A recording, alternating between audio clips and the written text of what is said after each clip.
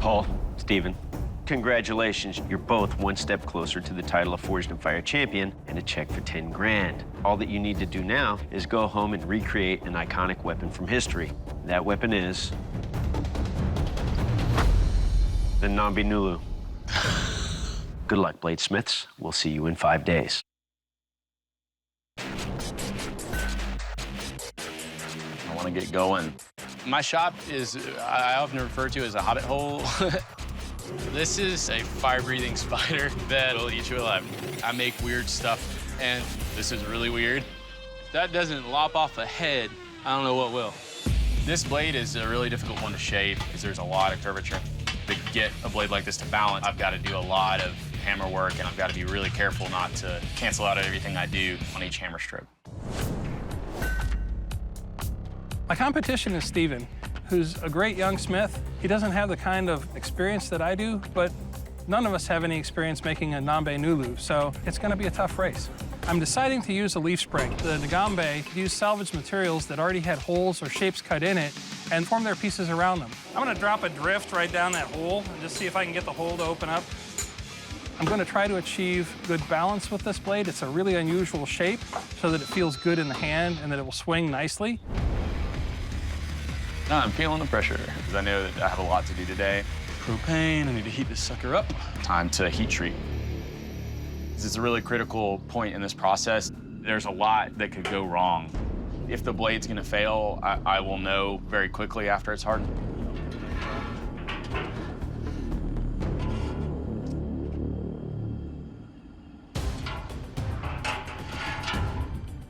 There is a warp. It's in the main section of the blade. If I try to straighten it and it cracks, I'm in trouble. Ugh. Today, I'm gonna have to heat treat. I pretty much have to widen the whole top. I hate to take the time to carve up my heat treat furnace, but I really don't have any other options at this point. I'm feeling pretty nervous right now. There's a lot that could go wrong. I could get a really bad warp, or the blade could fail to harden and I'd have to start the process over again. Man, I hope that that's not like an omen right there. Oh, hell, I'm gonna go for it. That's good.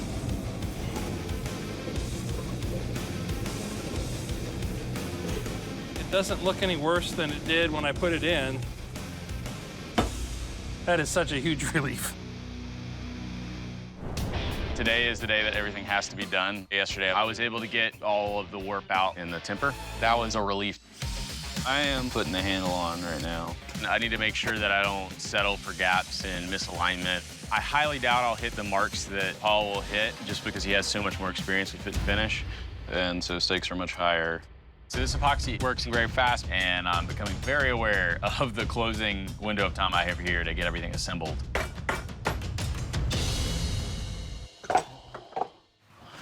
Oh. I cracked the last piece in the handle.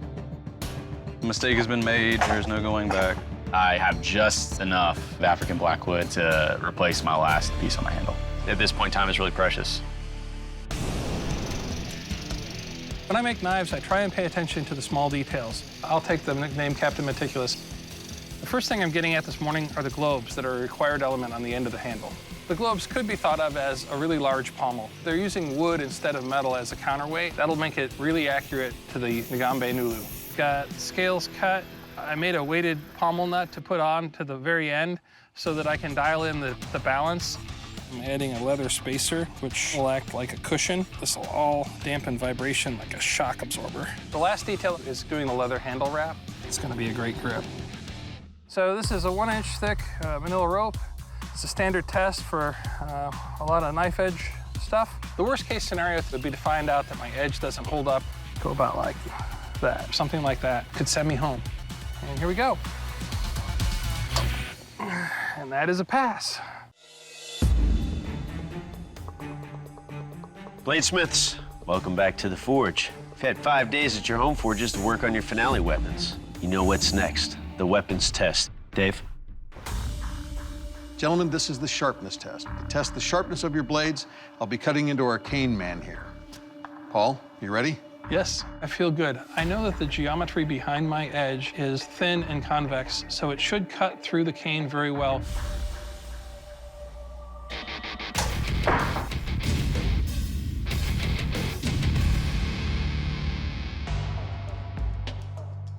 This is what I love to see come back in the third round.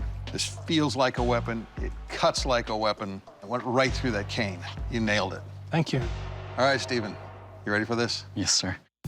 Dave is clearly excited about Paul's blade, which is great for Paul. I'm a little worried because I want to be excited on my blade too, but we'll see.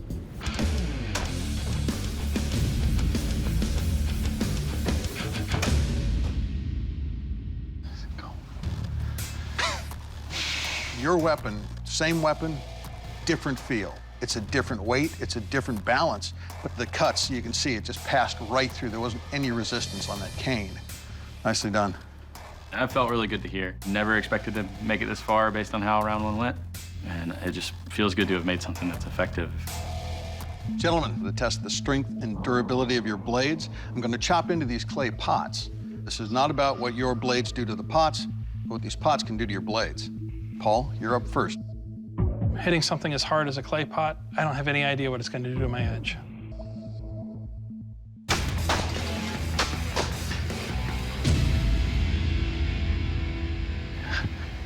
That's pretty cool. The balance is really nice on this. It's heavy where it needs to be heavy. When you're swinging it, you know where it's going. Right? There's a slight roll on the edge of your blade right here that I can get a fingernail on that. Everything down at the handle and the guard are still tight. Yeah, other than that one roll, seems to have held up well. All right, Stephen, it's your turn. You ready for this? Yes, sir. Okay.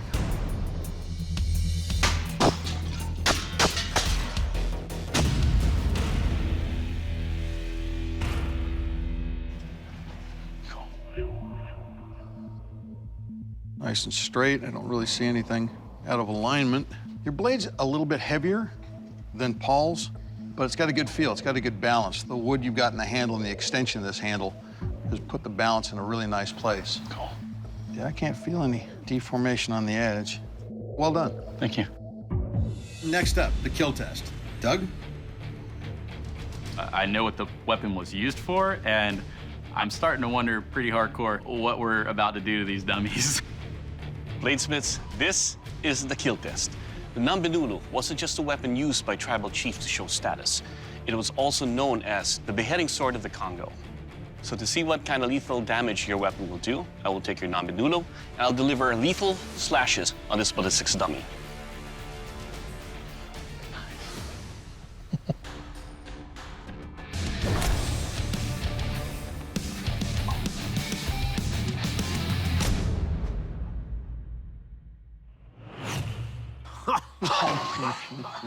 Oh my God.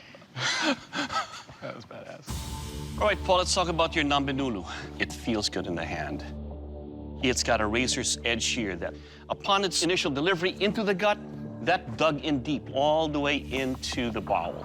Yeah. Now, for its intended purpose of going up to decapitate the head, well, come on, it's got no head, it's dead. Your weapon will kill. Thank you. All right, Stephen, it's your turn. You ready? Yes, sir.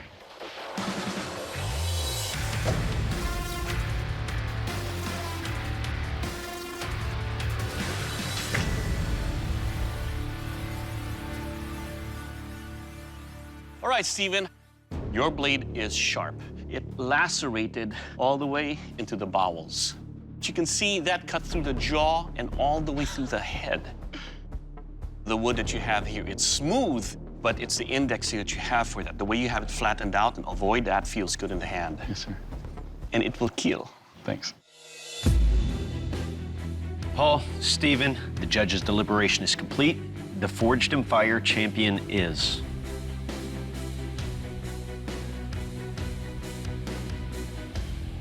Stephen, congratulations. You are the Forged in Fire champion. Paul, thank you very much for turning in such a beautiful weapon, but now I have to ask you to surrender it, and please leave the forge. I certainly accept the judge's decision. First thing I'm going to do when I get home is clean my shop and get on with what I usually make. Stephen, congratulations. You are the Forged in Fire champion and will be receiving a check for 10 grand. How do you feel? I feel great. It's a little surreal. I damn well proved what I came here to prove. I am creative and that I can make a functional weapon and that you don't have to be the most experienced. If you put your heart into stuff, that things, can turn out well. It was fun as hell and I'm glad that I came out on top.